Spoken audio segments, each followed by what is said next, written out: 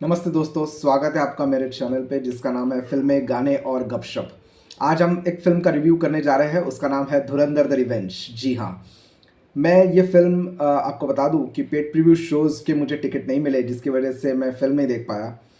कल भी जो 19 मार्च 2026 को ये फ़िल्म रिलीज़ हुई, उस दिन भी मैं ये फ़िल्म नहीं देख पाया क्योंकि टिकट्स मुझे नहीं मिले और मुझे आज के टिकट मिले, इसके लिए मैं आज ही रिव्यू कर रहा हूँ धुरंधर द रिवेंज का। इससे पहले इस तरीके का क्रेज़, इस तरीके की हाइप हमने बहुत ही कम हिंदी फ़िल्मों के लिए देखी है और धुरंधर द रिवेंज उसमें से एक फ़िल्म है।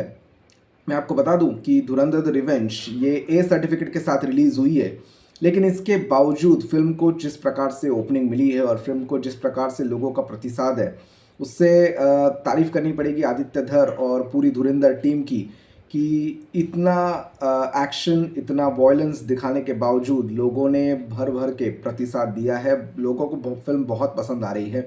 इसका माउथ ऑफ वर्ड बहुत अच्छा है, कहानी तो अच्छी है ही, माउथ ऑफ वर्ड भी बहुत अच्छा है, जिसकी वजह से धुरंधर अच्छा बिज़नेस करेगी और धुरंधर एक अच्छी फ़िल्म साबित होगी।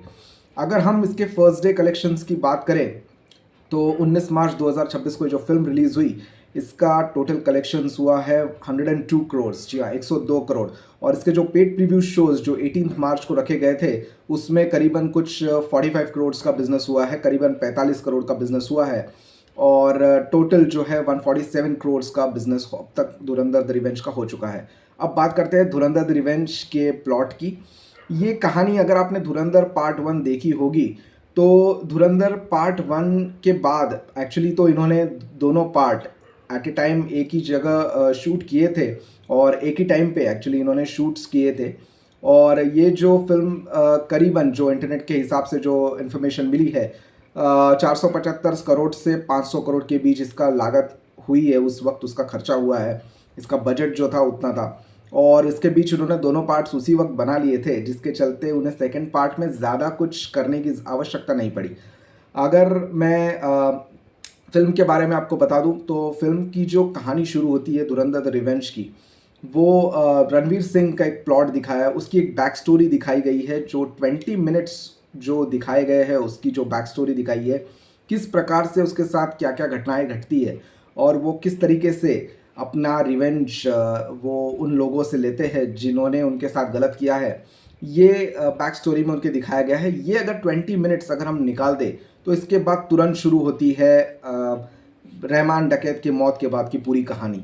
अगर आपने पार्ट 1 देखा होगा तो आपको पता चलेगा कि पार्ट 1 में रहमान डकैत की मौत आखिर में हुई थी और उसके बाद की कहानी 20 मिनट्स के बाद होती है। लेकिन मैं आपको बता दूँ रणवीर सिंह ने इतना ज़बरदस्त काम किया है कि ये जो 20 मिनट्स है, आपको लगेगा ही नहीं कि कब 20 मिनट हो गए। उसके साथ बीजीएम, बैकग्राउंड म्यूज़िक और जिस प्रकार के सॉन्ग्स भी ऐड किए हैं, काबिल तारीफ़ आदित्य धर का निर्देशन, क्योंकि जितनी उनकी तारीफ़ की जाए उतना कम है और रणवीर सिंह ने जान डाल दी है कैरेक्टर में।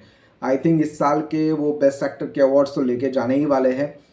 इसके अलावा भी उनकी परफॉर्मेंसेस को लोग काफ़ी पसंद करेंगे।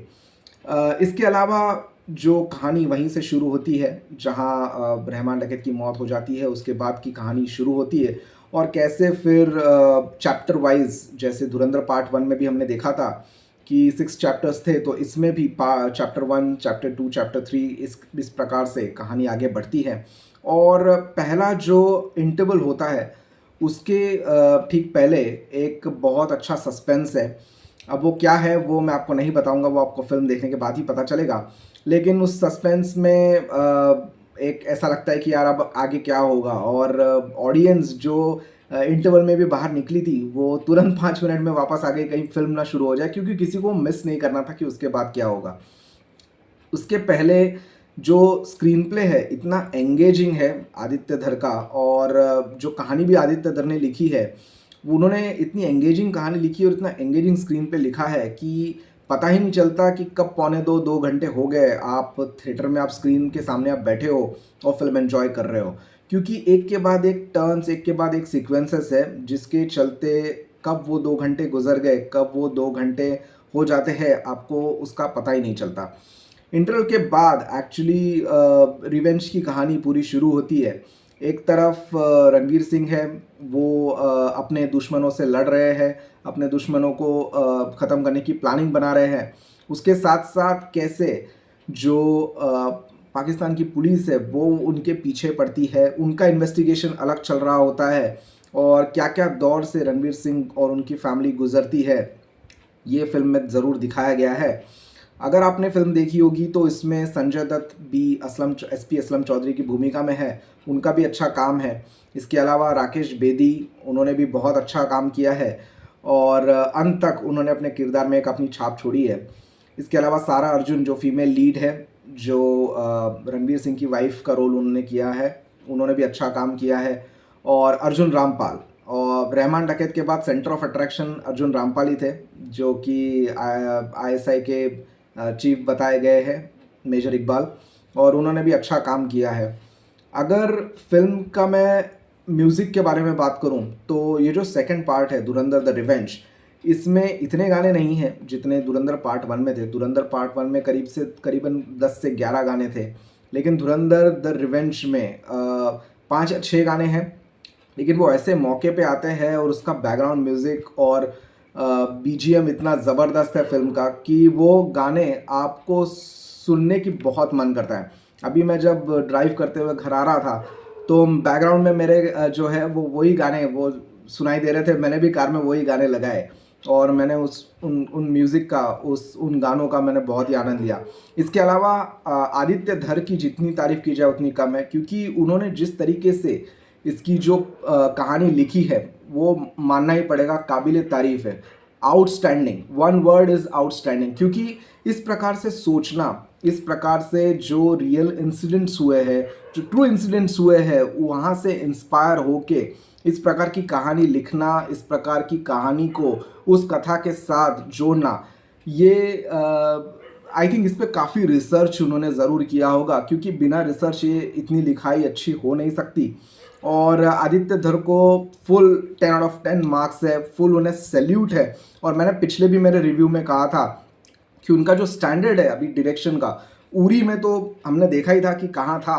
धुरंधर 1 पार्ट 1 देखने के बाद भी उनका जो स्टैंडर्ड है वो यहाँ तक हो गया था। और धुरंधर द रिवेंज अगर आप सच में अगर आप देखेंगे तो आपको ज़रूर पता लगेगा कि किस लेवल का डायरेक्टर है और क्या लेवल की फिल्म उन्होंने बनाई है। अगर हम पहले कुछ फिल्मों की बात की जाए तो धुरंधर द रिवेंज ने, मैं आपको सच बताऊं, इंडियन डायरेक्टर्स को, इंडियन राइटर्स को अपनी सोच बदलने पे मजबूर कर दिया है।